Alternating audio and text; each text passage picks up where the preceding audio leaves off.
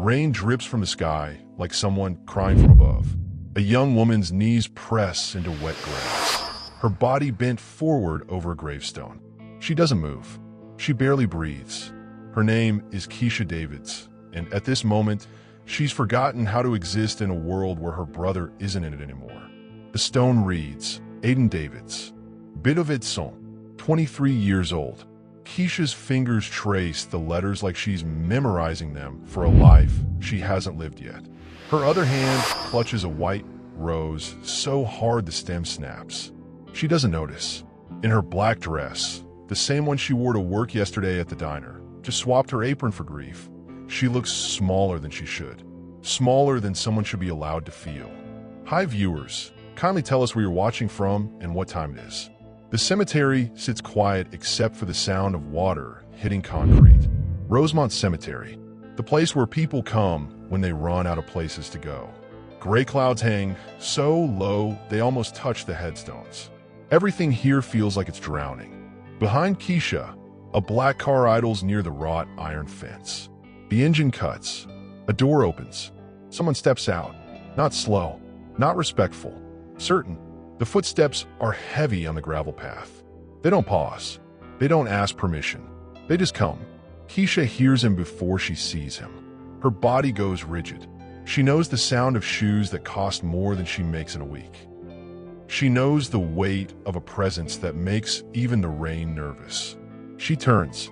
A man in a gray suit stands 10 feet behind her. His suit fits him like power wrapped in fabric.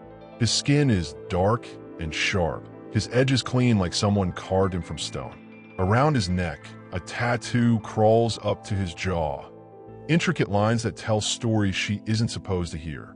His eyes are two cold stones looking down at her, like she's a problem he hasn't solved yet. But there's something else there too. Something that cracks when he looks at the grave. When he reads a name, "You need to leave," Keisha whispers, and it comes out smaller than she meant it to. The man doesn't move. He's not looking at her anymore. He's looking at the stone, at the name carved into it, at something that's breaking him from the inside out. Behind the fence, a detective leans against a window. His radio crackles. He speaks into his collar. Movement at the south side. Subject Rinaldi just made entry. Any units standing by. The man in the gray suit breathes like he's learning how for the first time. His jaw tightens. His left hand forms a fist. Then he does something no one at this cemetery has ever seen. He closes his eyes, and when he opens them, tears are sliding down his face. Keisha watches this powerful man crack like glass. "My son," he says. His voice is rough like gravel under wheels. His name was Aiden too. Keisha's blood stops moving through her veins. "How do you?" She starts, but the words don't finish. Because something in his face, something in the way his mouth moves when he says the name, pulls a string inside her that connects to something deep and ancient and impossible. He steps closer, not threatening, breaking. "You're his sister," he says. It's not a question. "I don't know you," Keisha says, but she's standing up now, backing away. "Please leave. Please just." "My name is Dominic Rinaldi," he says, and the name hits the air like a grenade with the pin pulled. Would you forgive someone if they gave you the truth instead of an apology? Tell us in the comments. Dominic Rinaldi doesn't walk into a room. Rooms collapse around him when he arrives. He's been in the cemetery for 6 minutes, and already the police tactical unit is repositioning. He's been standing in front of this waitress for 45 seconds, and already the power dynamic in the city just shifted. He doesn't need a gun. He doesn't need muscle. He needs nothing except to show up and things change. But right now, in this moment, all that power means nothing. His gray suit is soaked at the shoulders. His expensive shoes sink into the mud. The tattoos on his neck, symbols of alliances, of debts paid, of people who came at him and didn't leave, they're all visible now because his head is tilted back and he's looking at sky that won't look back at him. Keisha is still frozen in her position. Her black dress clings to her body. The white rose is crushed in her grip. "You're lying," she says, but she doesn't sound convinced. She sounds like someone who's just realized the ground beneath her wasn't solid. Dominic's head comes down. He looks at her really looks at her, and something in him recognizes something in her. It's the way she holds her left shoulder higher than her right. The space between her eyebrows when she's confused. The small scar above her lip that comes from falling off a bicycle when she was 9 years old. He was there for that, 20 years ago, before he became the thing that cost them everything. Your mother ever tell you about someone? Someone from before. Dominic's voice is steady now, but underneath it, there's a current of something breaking. My mother died 5 years ago, Keisha says, and she never told me anything about. But she stops, because she's seeing it now. The face, the bone structure, the way his eyes are the exact shade of brown as hers, like someone copied a photograph and tried to hide the evidence. Detective Marcus Jefferson sits in the car with his partner, Officer Terrence Williams. They've been watching Dominic Rinaldi for 13 years, building cases that never stuck, chasing ghosts of financial records that disappeared into offshore accounts. Now, they're watching him at a cemetery, talking to a girl in a black dress like she's the only thing keeping him tethered to the earth. Run her name, Jefferson says. His voice is professional, but something underneath it is shifting. Williams types. The system takes 4 seconds that feel like 40. Keisha Davids, 25, works at Basilico's diner. No record. Damn, near invisible in the system. Davids, Jefferson repeats. The name lands heavy. 40 years ago, Dominic Rinaldi had a wife. Her name was Marie Davids. She left him in the middle of the night, took their baby daughter with her, and disappeared into the kind of life where a man like him could never find her. She left because she was terrified. She left because she knew what his world would do to anything he loved. My son, Keisha says, her voice cracking. Aiden wasn't just my brother. He was my son too, Dominic finishes. The rain gets harder. It's not gentle anymore. It's aggressive, like something trying to wash the earth clean. A man can build an empire. He can own companies. He can have judges in his pocket and police departments divided. But he can't build protection against the moment when two halves of his broken family finally see each other in a cemetery, standing over a grave that holds blood they both share. Keisha's knees buckle. Dominic moves fast, faster than someone his size should move, and catches her before she hits the ground.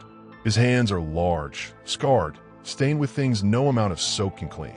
But they're gentle right now. They're the hands of someone who remembers being human. I need to sit, Keisha says. They sit together at the base of the gravestone. Dominic's expensive suit is ruined. He doesn't notice. Keisha's head is spinning. She doesn't move away from him. For 30 seconds, neither of them speaks. Then Keisha's voice comes small and confused. The explosion. The warehouse. Was that? Dominic's jaw clenches. His hands form fists on his knees. It was supposed to be a message, he says. To me. Using my business. Someone was sending me a message, and my son. He doesn't finish. He doesn't need to. The gravestone finishes it for him. Keisha turns to look at him, really look at him. And in that look, she sees a man who's powerful enough to move mountains, but powerless enough to let one bury him. Who, she asks. Dominic's head turns toward the fence, toward the cars, toward the police that are less than 50 yards away, watching, recording, waiting to understand why the most dangerous man in Chicago is sitting in the mud at a cemetery, falling apart. That, he says quietly, is what's about to change everything. 3 days before the cemetery, Keisha was moving faster than the lunch rush at Basilico's diner. Her feet ached. Her apron had sweat stains shaped like shift work. Her hands smelled like coffee and broken dreams. The diner sits on the south side, where the rent is cheap and the tips are cheaper. The kind of place where people come to remember they're alive, even if they're not living. Plastic booths the color of old blood. A counter with cracked leather stools. A kitchen where the fryer sounds like it's fighting cancer. Keisha had worked there for 3 years. Double shifts most days. She started there at 22 because her brother Aiden got sick. Not the kind of sick you recover from. The kind that costs money. Insurance didn't touch most of it. So Keisha picked up extra hours, picked up additional shifts, picked up the weight of keeping her family standing. Aiden took a warehouse job to help. He said paid good. He said he'd be careful. He said a lot of things that sounded like promises before they became last words. The explosion happened on a Tuesday. By Thursday, Keisha called into work and told him her brother was dead. Her boss, a man named Vincent with a face like a newspaper that had been left out in the rain too long, told her she could take 2 days. Not more. Bills don't stop because someone died, he said. So Keisha came back on Saturday. She put on her uniform, black dress, white collar, and she moved through the diner like a ghost moves through walls. Existing but not present. Breathing but not living. That's when an old man came in. Regular customer. Sat at the corner booth every Thursday for the past year. He ordered the same thing every time. Eggs, toast, coffee, black. Never left more than a $3 tip. Never looked up from his newspaper. This day he looked at Keisha directly. His eyes were different. Softer somehow. Sad in a way that reached past her skin. I heard about your brother, he said. The warehouse. That was a tragedy. Keisha didn't respond. She just poured his coffee. You know, the old man continued. I used to know someone. Woman. Beautiful. Had a daughter. They looked alike. The way you and your brother did. Same bone structure. Same eyes. I haven't seen them in a long time. Keisha's hand paused over his cup. Where'd they go? She asked. It wasn't a real question. It was the kind of question you ask because you're trying to fill space with something other than grief. Away, he said. She left to protect the daughter. From a man. A dangerous man. A man she loved very much, but he stopped. He looked at Keisha, but he wasn't safe to love. Keisha finished pouring. She moved to the next table, but those words stayed with her. They sat in her chest like stones at the bottom of a well. Away. Dangerous. Not safe to love. Her mother used to say those things. When Keisha was small, her mother would hold her close at night and whisper, I left to save you. From something powerful. From someone who loved us too much to let us go. Keisha asked once who. Her mother never answered. By Sunday, Keisha was a different person. Not older. Not wiser. Just different the way someone's different after they've been hit and haven't figured out if the hurt is over. She went to the cemetery because that's what people do. You go where the dead are kept and you pretend it helps. She wore her black dress, the one from work, because it was the only dark thing she owned that didn't smell like coffee and failure. She carried a white rose. She knelt at her brother's grave and she did something she hadn't done since the funeral. She let herself cry. Not quiet, not contained, raw and broken and loud enough to scare the birds. That's when the footsteps started. Heavy, certain, coming through the rain like they had every right to be there. Keisha didn't look up at first. She thought it was a groundskeeper, or another mourner, or time coming to finally collect what it was owed. Then she heard the driver's door open, heard someone speak into a radio, heard the word that changed everything, Rinaldi. Her body went cold. Everyone in the city knew the name Rinaldi. It moved through the neighborhoods like a ghost story. It was whispered in alleys and classrooms and apartments where mothers told their daughters, stay away from that kind of power. That kind of man, that kind of love will destroy you. Her mother had loved that kind of man, and now he was standing behind her. Now he was saying, my son. His name was Aiden too. Now everything she thought she knew was unraveling like a thread pulled from the center of a blanket. Keisha's legs didn't want to work. Her voice didn't want to obey. But she forced them. She forced herself to stand, to turn, to see the face of a man who was supposed to be a story, a warning, a reason why her mother left in the middle of the night with nothing but a note. That face was crying. 20 years before this cemetery. 20 years before a daughter knelt at her brother's grave. Before the rain. Before the revelation. Before everything broke open. Dominic Rinaldi stood in a penthouse that touched clouds. Floor-to-ceiling windows showed him a city that bent to his will. 40 stories below, people moved like ants he could crush. He owned buildings. He owned judges. He owned the silence of men who'd learned it was safer to forget what they knew. But none of it mattered on the night Marie came to him and said, I'm leaving. She had been so beautiful that morning. Sun in her hair, his ring on her finger, a baby, their daughter Clarissa, though Marie always called her Clara, sleeping the bassinet next to their bed.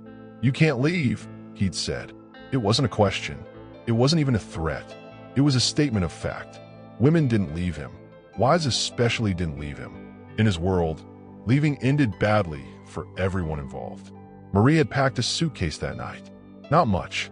Some clothes. Some money she'd hidden from him. Legal papers for the baby. When he tried to stop her, she looked him directly in the eye and said something he would spend 20 years trying to forget. I'm not leaving you because I don't love you. I'm leaving because I do. And loving you means you'll destroy everything about her that's good. She took the baby and she disappeared. New state, new name, David's, her maiden name pulled out like a shield. She built a life small enough that a man like him couldn't find it. She worked. She raised their daughter. She made sure that little Clara grew up without knowing her father was the kind of thing that fed on power. She also made sure she didn't know her father existed at all. Years passed. Dominic built his empire larger. He had another son with another woman, Aiden Rinaldi, a boy born from his world, raised in money and silence, and the understanding that his father's affection was conditional on obedience. Aiden grew tall. He grew angry. He grew into a man who wanted out of the family business, which in Dominic's world meant betrayal. Last year, Aiden told him he was done. He walked away from the organization. He took a legitimate job. He was going to be clean. Dominic accepted this with a smile and a nod and a decision made in the privacy of his study. If you leave with nothing. So Aiden left with nothing, got a job in a warehouse, found a life that was small and real and separate from his father's reach. And then the explosion happened. A Tuesday, a message, not to Aiden, to Dominic. People had moved against him, used his own son to send a signal. Your power has limits. Your family has vulnerabilities. Your empire has cracks. When Dominic arrived at the warehouse after the explosion, he found his son's body, identified by a ring Dominic had given him on his 18th birthday, identified by a tattoo on his arm that matched the one on Dominic's chest. For 3 weeks, Dominic didn't eat, didn't sleep, didn't do anything except think about revenge and the people he was going to destroy for using his son as a message. Then, on the day of Aiden's funeral, a detective was looking through family records, cross-referencing the Rinaldi name with victims of the warehouse explosion, and he found something strange. 2 Aidens. Both died the same day, both at the same warehouse. One was Aiden Rinaldi, the other was Aiden Davids. The detective didn't make the connection at first. Rinaldi and Davids. 2 different families, 2 different circles. No overlap. Except Dominic kept staring at the name Davids like it was a ghost that just walked back into his life. He hired someone good, someone who could find people that didn't want to be found. 12 hours later, that person delivered information that landed in Dominic's lab like a brick through a window. Marie was alive. She'd been alive the whole time, living under her maiden name in a small apartment on the south side, working at different jobs, raising 2 children like they were made of normal and regular and safe. One of those children was their daughter, Clarissa, who went by Keisha now, who worked at a diner serving coffee to people who didn't know they were being served by a woman who carried a man's blood that could destroy nations. The other was their son, Aiden, who'd been killed in the same explosion that killed Dominic's other son. The same explosion, the same day.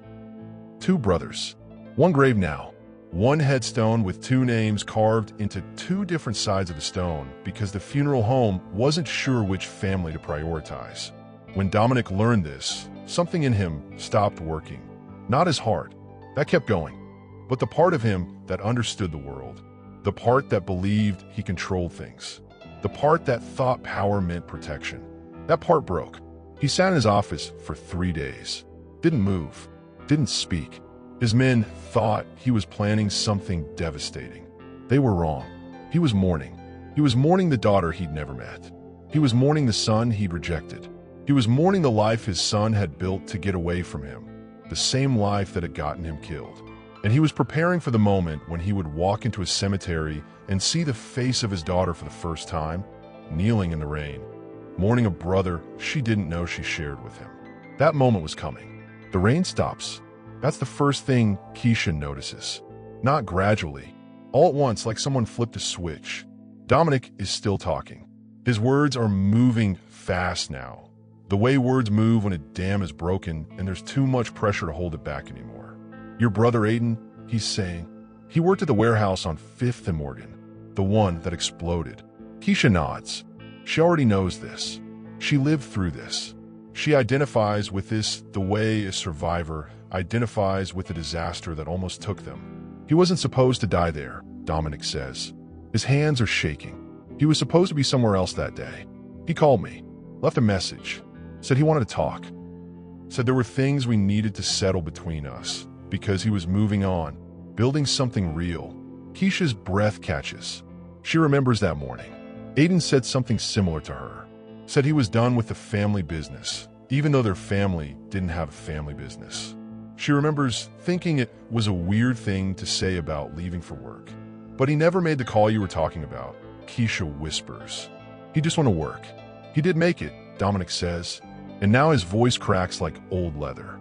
The warehouse shifted his hours that morning, moved his start time up. He was in the loading zone when the device went off. Keisha's mind is moving through this like she's trying to walk through a door that keeps changing shape. A device. He said device. Not an accident. Not random. Intentional. Who, she asks. One word. Heavy as stone. Dominic stands up. His expensive suit is soaked. His tattoos are fully visible now. The lines that crawl up his neck like they're telling a story nobody wants to hear. He looks at the gravestone. At both names. At the way death pulled them together, even though life kept them apart. People who wanted to hurt me, he says. They used a boy who wanted nothing to do with my world. Keisha stands too. Her legs barely hold her. Why are you telling me this? Because, Dominic says, for the first time in 47 years, I'm telling the truth. Behind the fence, Detective Jefferson's radio crackles. His voice comes through urgent. We got confirmation. 2 different families, both attending funeral for Aiden Davids. But here's the thing. Rinaldi's got a son named Aiden who was pronounced at the same hospital the same morning. This is connected. Officer Williams stares at the screen in front of him. His fingers are frozen above the keyboard. So, they're related? Father and daughter at the grave together. Worse than that, Jefferson says. His voice is low and careful. I think the girl's his daughter. I think that boy was his son. Williams takes a breath that sounds like it cost him something.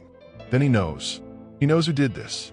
And right now, in this cemetery, he's deciding what he's going to do about it. Keisha and Dominic are still standing at the grave.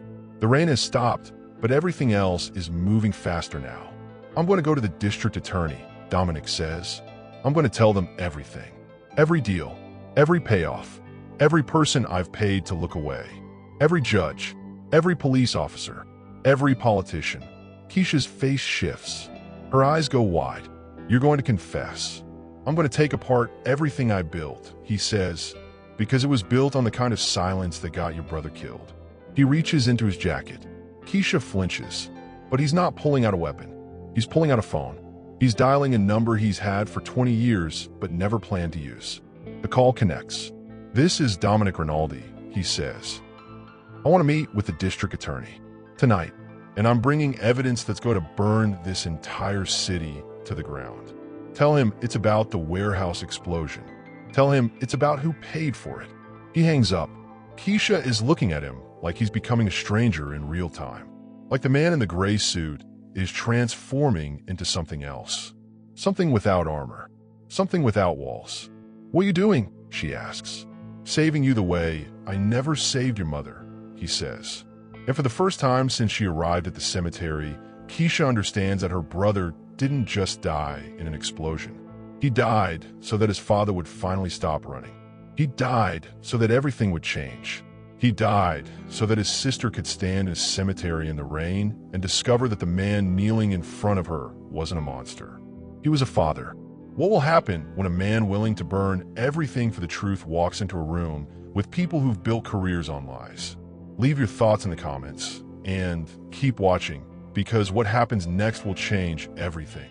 The district attorney's office is on the 23rd floor. The elevator ride takes 90 seconds.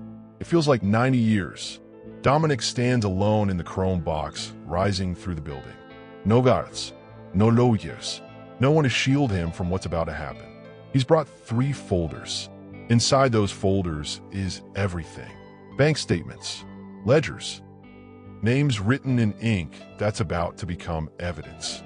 The kind of documentation that dismantles empires. District Attorney Lorenzo Hayes has been waiting for a moment like this for 14 years. 14 years of watching Dominic Rinaldi slip through the cracks of the law like water through open fingers. 14 years of building cases that collapsed when witnesses disappeared or changed their stories or suddenly decided they didn't remember anything. But witnesses don't change their minds about the truth when the man at the center of it all is finally willing to speak it. Hayes is waiting behind his desk when Dominic walks in. The office is sparse, modern, everything in its place. Hayes stands up. He's a tall man, dark-skinned, with the kind of face that belongs in a courtroom. Lines from 1,000 difficult decisions. Eyes that have seen what justice costs. I wasn't expecting this, Hayes says, but he doesn't sound surprised. He sounds like someone who's been waiting for a door to open and finally heard the knock. I know, Dominic says. He sets the folders on the desk between them. But I am. Hayes opens the first folder. His eyes move across the pages. His expression doesn't change, but something shifts behind his eyes. The kind of shift that happens when you realize the hunt is finally over. These are real. Hayes asks. Every single page, Dominic says. Names, dates, amounts, bank transfers, the police officers who've been taking payoffs, the judges who've been throwing cases, the politicians who've been looking the other way. Hayes sits down slowly. You understand what happens next. I do, Dominic says. Once I open these, once this becomes official, there's no closing it, no walking it back. This destroys you completely. Your business, your freedom, your name. Dominic nods. It already destroyed what mattered. My son is dead. I had a daughter I never met, and I didn't get to meet her until she was kneeling at a grave I helped put her brother in. So no, there's nothing left to destroy that matters more than the truth. Hayes leans back in his chair. For a moment, he just looks at Dominic, like he's trying to understand the math of why a man would do this. Why someone would volunteer for complete annihilation. There's something else, Dominic says. The explosion. The warehouse. That wasn't random. That wasn't a turf war. That was orchestrated. Someone wanted my son dead to send me a message. Someone powerful enough to know they could hide behind the noise of the city. Hayes picks up the second folder, opens it. Inside are names. But these aren't just business associates. These are police captains, city officials, a deputy mayor, people with authority and reach and the kind of power that usually insulates them from accountability. They were involved in the warehouse. Hayes asks. They orchestrated it, Dominic says. They wanted me destabilized. They wanted my operations disrupted. They used my own son. Hayes puts the folder down. He stands up and walks to the window. 23 floors below, the city is moving. People are going to work, going home, living lives where they believe justice exists. If I go forward with this, Hayes says, I'll have enemies. Real enemies. People who've built careers on the assumption they're untouchable. Yes, Dominic says. And if I don't go forward with this, I have to live with the knowledge that I had the opportunity to end the corruption and I chose not to. Dominic doesn't answer. He doesn't need to. Hayes turns back to face him. You understand you're going to prison. I understand, Dominic says. Not minimum security. Real prison. The kind where men like you go to die. I understand, Dominic repeats. Hayes walks back to the desk. He picks up his phone. He dials a number. This is District Attorney Lorenzo Hayes, he says when the call connects. I'm initiating a federal investigation into corruption at the municipal, police, and judicial levels. I'm bringing in the FBI and the DEA. I'm requesting they send a task force to my office. And I have the documents to prove that this corruption extends to the highest levels of city government. He hangs up. When he looks at Dominic again, something has changed. The room feels different, heavier, like they've just moved something from one place to another, and the weight of it is settling in. Why? Hayes asks. It's a simple question, but it's not a simple ask. Dominic thinks about his daughter, about a woman kneeling at a grave, about a son he rejected and a son he loved, both dead on the same day. About all the years he spent believing power was the answer to every problem. Because my daughter asked me a question, Dominic says. She asked if I would forgive someone if they gave me truth instead of an apology. And I realized I couldn't answer. I realized I don't know how to give truth. So I'm learning. Hayes nods. Like that makes sense. Like that's enough. 20 minutes later, federal agents arrive. By the time Dominic leaves the office, the machinery is in motion. The documents are being processed. The investigation is official. The city is about to shake itself apart. But the real impact won't be felt until tomorrow morning, when the headlines break and the world learns that the Mafia boss didn't go quietly. He went loudly and truthfully, and in a way that burned everything behind him, including his own freedom. Subscribe now so you don't miss the next chapter of this incredible story. Turn on notifications so you're alerted when we release the truth that shocked an entire police force. And share your thoughts in the comments. Have you ever known someone willing to sacrifice everything for the truth? Let us know what you think happens next. By midnight, the story is everywhere. Headline feeds explode with the news. Dominic Rinaldi, the untouchable Mafia boss, has turned state's evidence. He's given federal prosecutors everything. The city is waking up to the realization that the empire that's been running things from the shadows just decided to walk into the light. Keisha sees it on her phone. A news alert with his picture. Her father's picture. At the top it says, Mafia boss cooperates with federal investigation. City officials named in corruption probe. She's at the diner. It's 1 a.m. She's on a closing shift. The kitchen is shut down. It's just her and Raymond, the manager, wiping down the counter. Raymond sees her face go white. You good? Keisha doesn't answer. She's looking at the picture, at the man in the gray suit, walking out of the federal building. His expression is empty, like he's already left his own body, like he's already accepted what comes next. By 2 a.m, police units are making arrests. Captain Donald Watkins, Judge Robert Sherman, Deputy Mayor Trevor Lyles, all connected to the warehouse explosion, all connected to the conspiracy to destabilize Dominic Rinaldi's operation. The corruption goes deeper than anyone imagined. Years of payoffs, years of looking away, years of letting crime thrive in exchange for money that went into Swiss accounts and property purchases and the kind of wealth that's supposed to stay hidden. But it's not hidden anymore. By 3 a.m, federal agents are entering a warehouse on the north side. Not the one where Aiden died, a different one. This one is where they've been told they'll find evidence of organized crime operations spanning 3 decades. Money laundering, drug trafficking, human trafficking, all of it coordinated by the same people who claim to be protecting the city. They find everything they're looking for, and more. At the federal holding facility, Dominic is processed. They take his personal items. They take his watch, his expensive watch, and put in a plastic bag with a number on it. They take his phone. They take the ring he's worn for 40 years. They photograph him. They ask him questions. He answers everything. He doesn't ask for a lawyer. He doesn't try to negotiate. He just tells them what they want to know and then tells them things they don't know they want to know. By morning, the city is in chaos. The mayor is in an emergency meeting with federal prosecutors. The police commissioner is fielding calls from every news outlet in the country. The city council is scrambling to figure out who to trust and who's about to get indicted. And Keisha is at the cemetery. She went straight there after work. No sleep.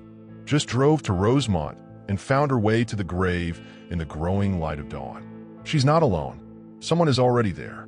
The woman is older, probably late 60s. She's wearing a black coat and she's holding flowers. Red roses.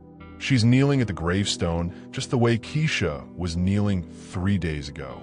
The woman looks up when she hears the footsteps. Her face is familiar. Keisha has only seen it in old photographs her mother kept in a shoebox under the bed. Photographs from before, from when her mother was younger and when the world was different. I'm Rosa, the woman says. She speaks like someone who's been holding her breath for 20 years and just learned how to exhale. I work at the courthouse. Cleaning. I've been cleaning that courthouse for 15 years. I heard the news. I heard what your father did. Keisha's throat tightens. You know him. I know of him, Rosa says. I've been cleaning that building since your brother was born. I used to see him, Dominic, coming out of judges' offices, paying off corruption I couldn't prove. But I never had evidence. I never had anyone willing to stand up and say it out loud. Until today. Rosa stands up. She places the red roses at the base of the stone. Your father did what I've been waiting 15 years for someone to do, Rosa says. He told the truth. And when someone finally tells the truth, everything changes. Keisha looks at her. How do you know it's true? How do you know he's not just trying to save himself? Rosa smiles, and it's a sad smile. The kind that comes from watching the world for a long time and understanding how it works. Because nobody saves themselves by walking into a federal building and handing over evidence that destroys them, Rosa says. That's not self-preservation. That's sacrifice. Rosa walks past Keisha. Before she leaves, she pauses. Your brother's death meant something, Rosa says. That's what I came here to tell you. His death meant something. It woke someone up. And when someone wakes up, the whole city wakes up with them. By noon, the federal task force has secured over 300 pieces of evidence. By afternoon, 15 arrests have been made. By evening, the corruption is unraveling so fast that the news can barely keep up. But the biggest story isn't the arrests. It's not the evidence. It's not the corruption that's being exposed. The biggest story is that Dominic Rinaldi, the man who built his empire on silence and fear, chose to speak, and in speaking, he chose to destroy everything he'd built. That's what makes people listen. That's what makes people believe. By the time night falls, federal prosecutors are preparing charges that will take a decade to fully prosecute. They're looking at organized crime statutes, money laundering statutes, RICO charges, the kind of charges that add up to life sentences. And Dominic sits in his cell, knowing exactly what's coming. He doesn't look scared. He looks relieved, like he's been carrying something too heavy and finally set it down. What happens when a man chooses accountability over power?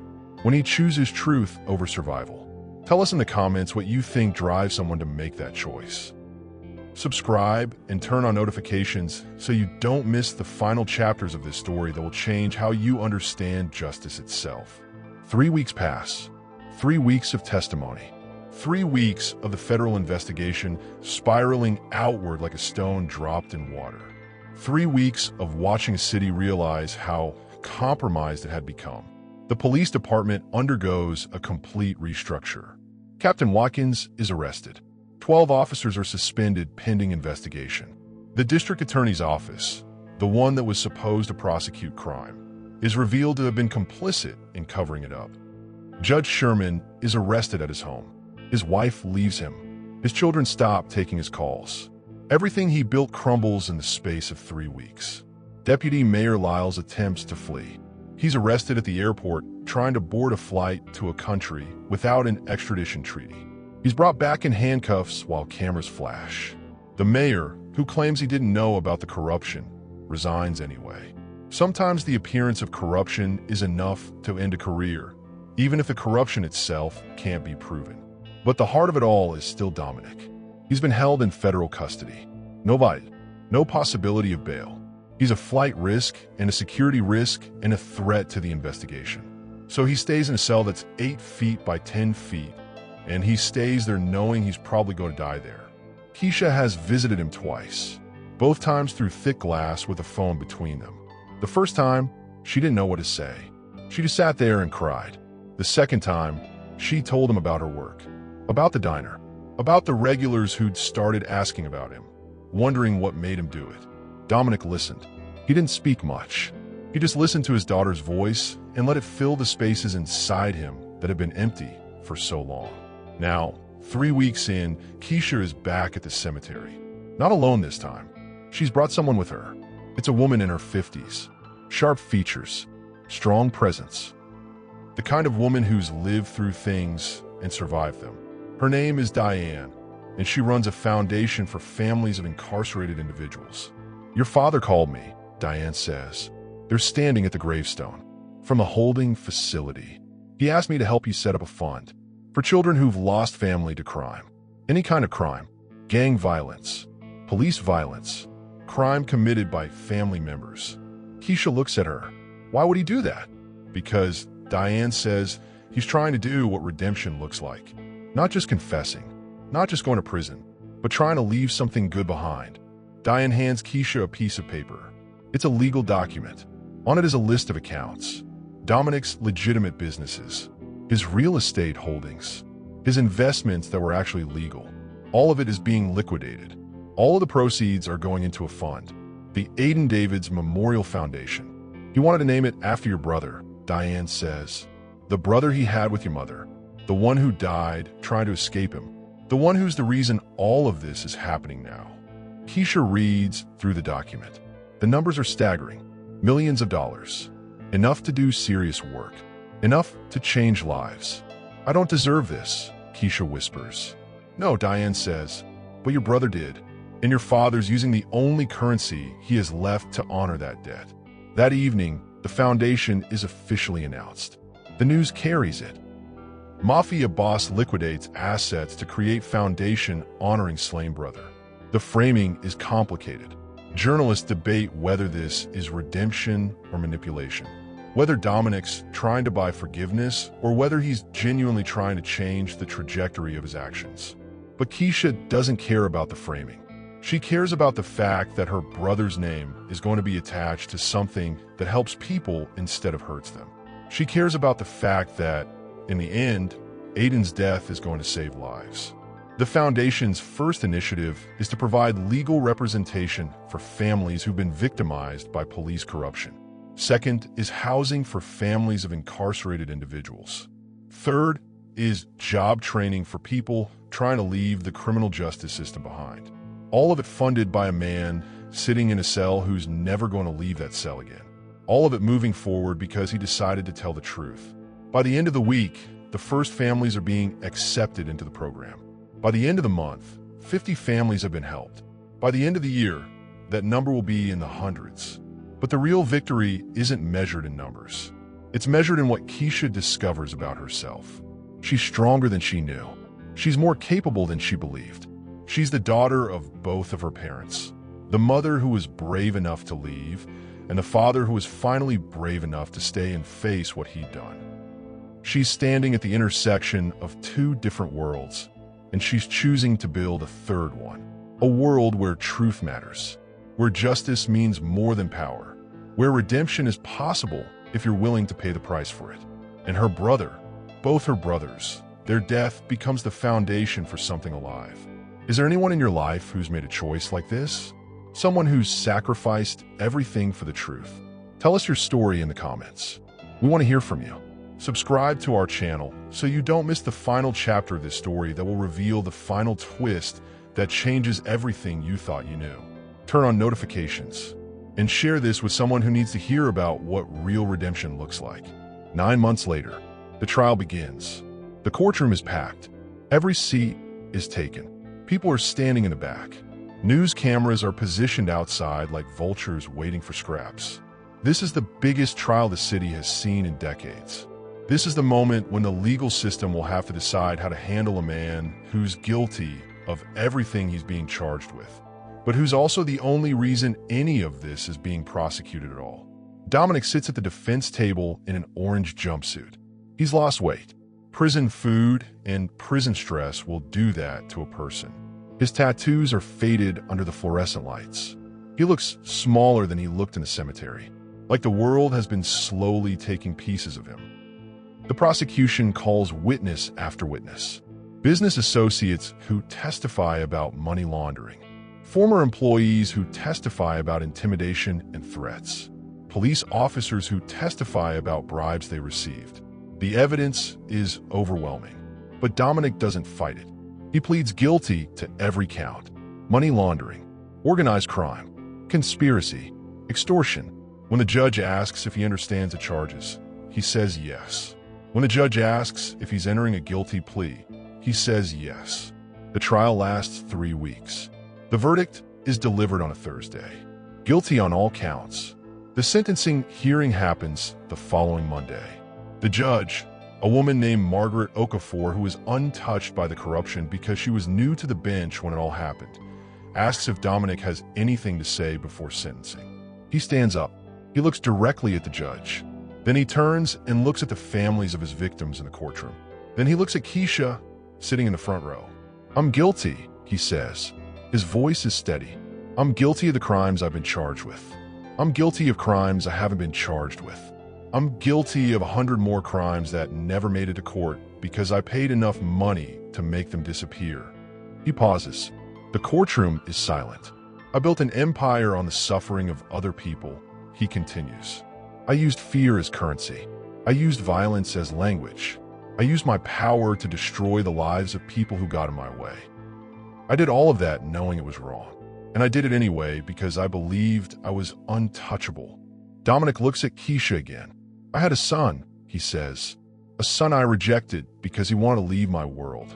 A son who wanted to be clean, who wanted to live a life that wasn't covered in blood and money and lies. And because I rejected him, I never got to tell him I was proud of him. I never got to tell him that leaving was the bravest thing he could have done." His voice cracks. "That son is dead. He died because people who worked for me used him to send me a message. He died because the system I corrupted was so broken that they thought they could use violence and nobody would care." Dominic looks at the judge. "I can't bring my son back," he says. "I can't undo the damage I've done. I can't make right what I made wrong. All I can do is stop lying about it. All I can do is make sure that when I die in prison, and I will die in prison, at least the world knows the truth." The courtroom is completely still. Judge Okafor takes a moment. She reads the sentencing guidelines. She outlines the considerations. Then she delivers the sentence. "On all counts, I'm sentencing you to 180 years to be served consecutively. This is effectively a life sentence. Given your age and health, you will likely spend the remainder of your life incarcerated." She pauses. "However," she continues, "I'm also noting for the record that this defendant's cooperation with federal investigators has resulted in the prosecution of 17 public officials and 43 members of organized crime. This court acknowledges that cooperation and recommends that it be considered in any future federal sentencing on charges we haven't yet seen." The gavel comes down. It's over. Dominic is led out of the courtroom. He doesn't resist. He doesn't appeal. He doesn't ask for mercy. He just accepts the weight of what he's been given. Outside the courthouse, Keisha faces the cameras. She's wearing a black dress, not the one from the diner. A real dress, structured, professional. It makes her look older. It makes her look like someone who survived something. "My father made choices that hurt people," she says. "Choices that destroyed lives. Choices that can't be undone. But he also made a choice to stop running from those choices. That choice won't give back what was taken, but it will move us forward. And maybe that's what redemption looks like. Not erasing the past, but refusing to repeat it." The cameras flash. By evening, Keisha is at the Aiden Davids Memorial Foundation. The building is small, 2 stories, converted from an old community center. But inside, there's everything a family needs. Legal services, counseling, job training, housing assistance.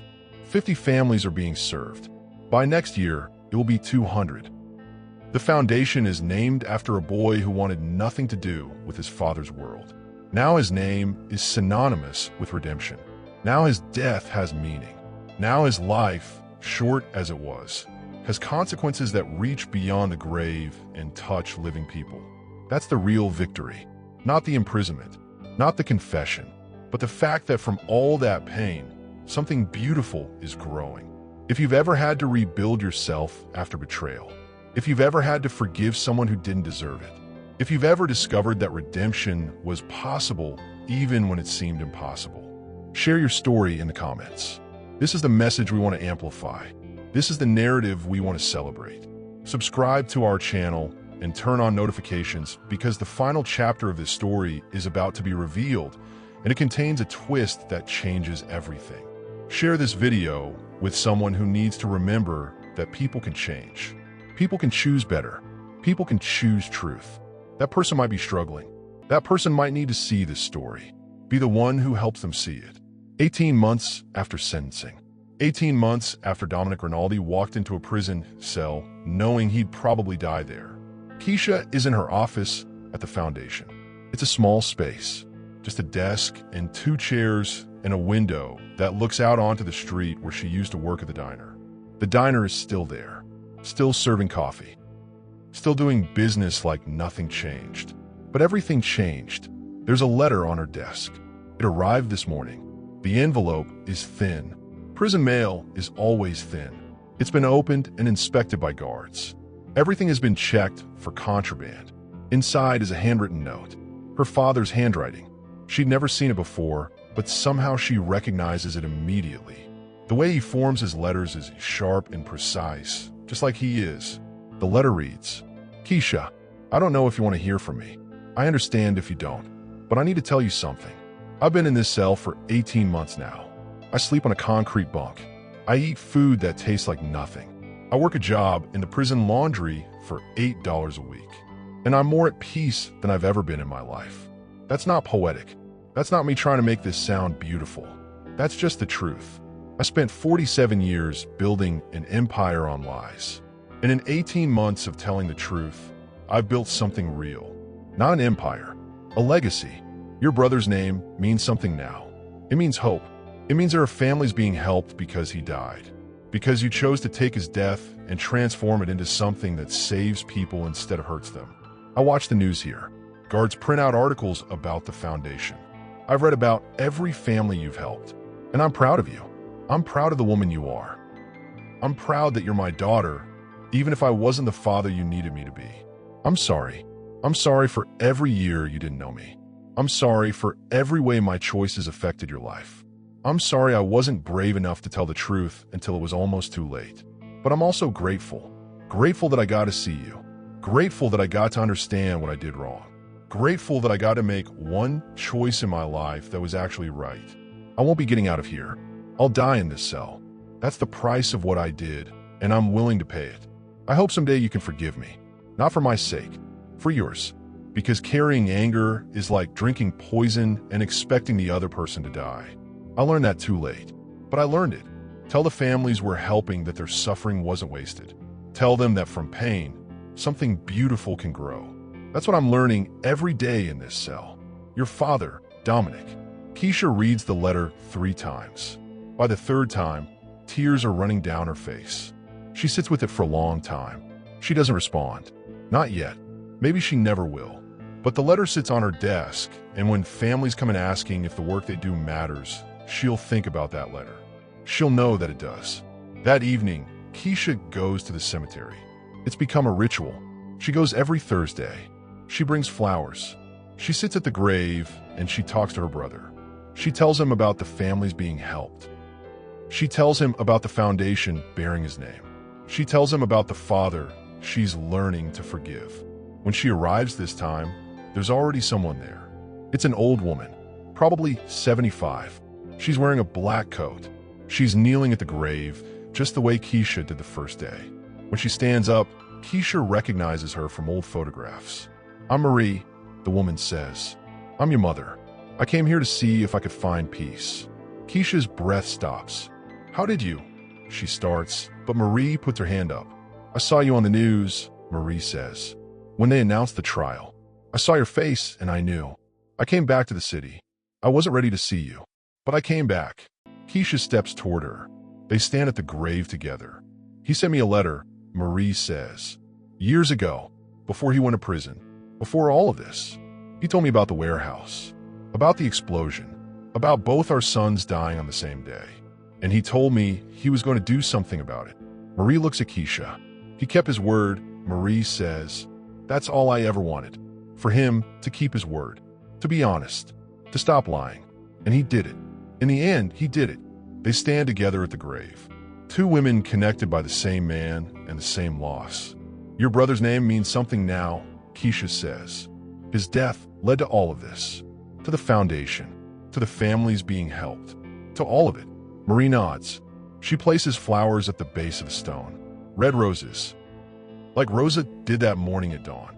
"That's what redemption looks like," Marie says. "Not forgetting, not erasing, but transforming suffering into purpose." They stand there as the sun sets, as the cemetery fills with shadows, as the world outside the gates keeps moving, unaware that inside these gates, a mother and daughter are learning to stand together over the grave of a boy who changed everything. The real power of this story isn't the confession. It isn't the corruption being exposed or the criminals being prosecuted. The real power is this: a man chose to stop lying. And in that choice, everything else became possible. Redemption became possible. Forgiveness became possible. Healing became possible. And a whole city learned that sometimes the most powerful thing you can do is tell the truth, no matter what it costs. If this story has moved you, if you see yourself or someone you love in these characters, if you believe that redemption and transformation are possible even in the darkest circumstances, we need to hear from you. Subscribe to our channel and turn on notifications so you don't miss the stories that matter. Share your thoughts in the comments below. Tell us about a time when someone chose truth over power. Tell us about someone you know who's been courageous enough to change. Tell us what redemption means to you. And share this video with someone who needs to know that people can change, that fathers can become fathers, that truth can be more powerful than silence, that from the deepest pain, the most beautiful things can grow. Because that's what this story teaches us. That's what Aiden's death teaches us. That's what Dominic's choice teaches us. In the end, we all have the power to choose. We can choose lies or truth. We can choose power or redemption. We can choose to keep running or finally stand still and face what we've done. The choice is yours. Make it count. Thank you for watching. We'll see you in the next story.